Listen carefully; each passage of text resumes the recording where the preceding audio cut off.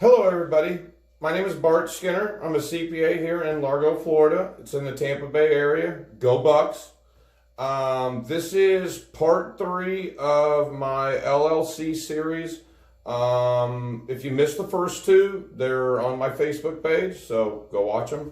And this one is a little bit more advanced. This is how we can use LLCs if we're growing our businesses, or if we have multiple locations, or if we have multiple pieces of real estate.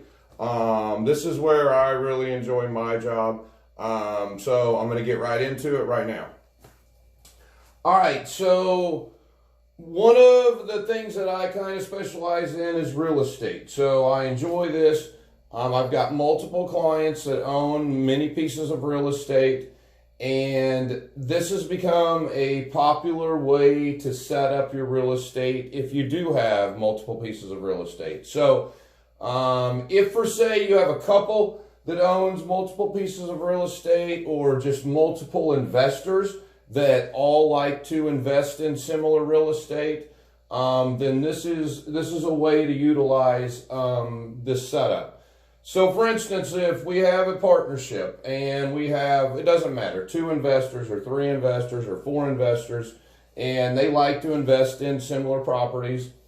Let's say they go and buy, property number 1, they buy property number 2, they buy property number 3, property number 4, and so on. They can obviously buy as many properties as they want. You're going to put the first property in LLC 1. You're going to put the second property in LLC 2, the third property in LLC 3, and so on. Now, there are some times where maybe you might put even a couple of properties in one LLC. That's a decision to be made for the owner of the properties, for the attorney, the CPA. Everybody has a say in that.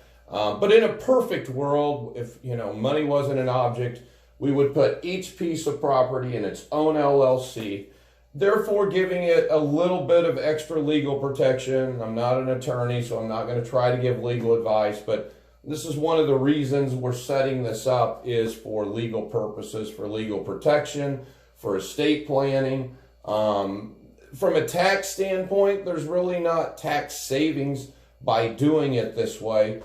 It's really just an efficient and effective way to own the real estate.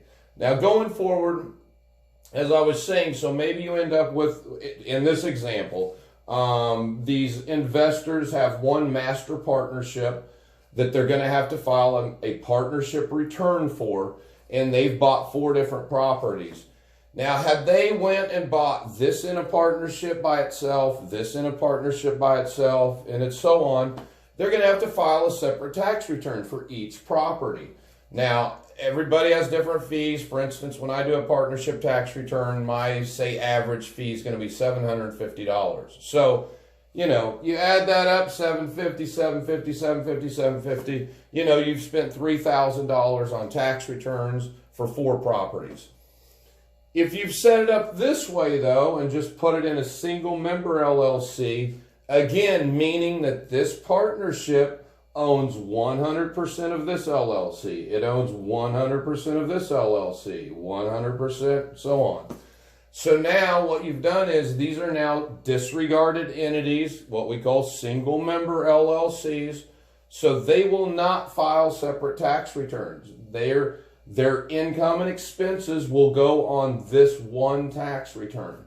So now, we've minimized. Instead of filing 4 or even 5 tax returns, we're going to file 1 tax return for all these pieces of property. Needless to say, we're going to cut our CPA bill down, but hopefully we've set this up in a nice way for some legal protection and a very nice way for estate planning. Now, the second popular way to do this is, if you're not in real estate but you run businesses, is an S corporation. I mean, 95% of my small businesses are S corporations. If they have multiple locations, for instance, I do quite a few medical practices, and obviously different doctors sometimes have 2 or 3 locations. So if they have location 1, location 2, location 3, location 4, so on, what we'll do is each location we'll put as its own LLC, so that hopefully each LLC or each location will hopefully get the benefit of a little added legal protection. But what we'll do then is the S corporation, which will be the parent company of those medical practices, it will again own 100% of each LLC. So that again, none of these medical practices or these locations are going to have to file a separate tax return.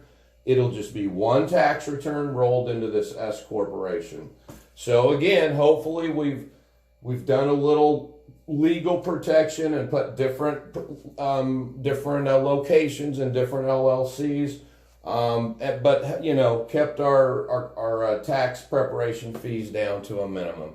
Needless to say, I brought up medical practices, but whether it's, you could be a retail business that has multiple locations, you could be a physical therapist that has multiple locations. There's all different types of businesses where you can utilize this type of a setup. All right, thank you.